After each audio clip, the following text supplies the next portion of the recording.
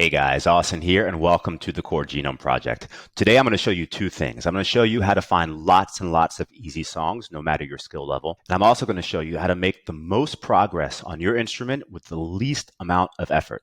We'll start with the easy songs first. Step 1, head over to the Chord Genome Project. Step 2, add all the chords you know. We'll keep it simple and say that I know G, C, and D. Step 3, if you're signed in, you can add genre and decade filter. So I like rock music from the 1960s. Step 4, run a search. And we end up with over 100 songs that use GCD, qualify as rock 1960s. So Creedence Clearwater Revival, The Beach Boys, Van Morrison, Simon and Garfunkel, The Beatles, etc. I really like the song Bad Moon Rising. So if I click on that, it takes me off site to ukuleletabs.com, and this song is indeed playable with G, C, and D. This is a great list of easy songs for my profile.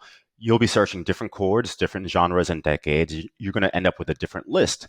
But if you add the chords you know, then every song on that list is easy by definition. Now, these 3 chords represent my baseline, and it allows me to play over 100 songs, but I'll eventually be ready for harder material, which means adding a new chord.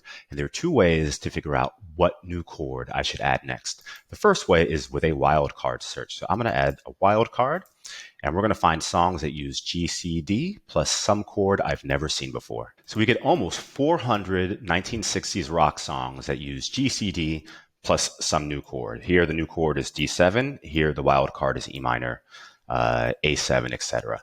This is a pretty good list of practice tunes since all of this music is 1 chord outside of my comfort zone. But there's a way to make a more targeted list of practice songs.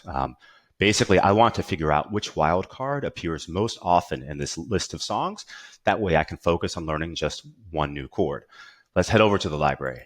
Now, the library captures every chord that I've ever searched. So in my case, G, C, and D.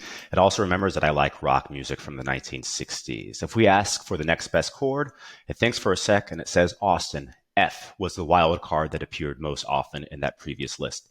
If we focus on F, we'll be able to play 273 new songs, 1960s rock songs, that I've never seen before. But let's say that I'm tired of 1960s rock, and I like rock from the 80s, 90s, and 2000s now. I still only know GCD. What's the next best chord to learn? Thanks for a sec.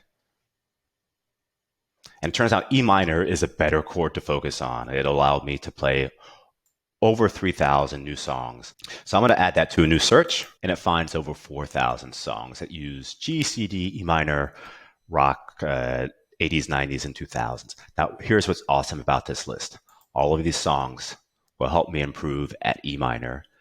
And as I improve at E minor, I'll be able to play any and all of these songs. So it's a virtuous cycle. And eventually, E minor will become part of my new baseline, at which point I ask for a new next best chord, run a new search, and then I'll find a whole new list of practice songs to work on until that becomes part of my baseline. So at every stage, I'm only working on 1 new chord, and I'm picking up 10, 20, 30 songs all at the same time, which is an amazing return on investment. So that's basically it, the Chord Genome project in a nutshell. Add the chords you know, then ask for a new chord, a new chord, a new chord. Thank you very much for watching.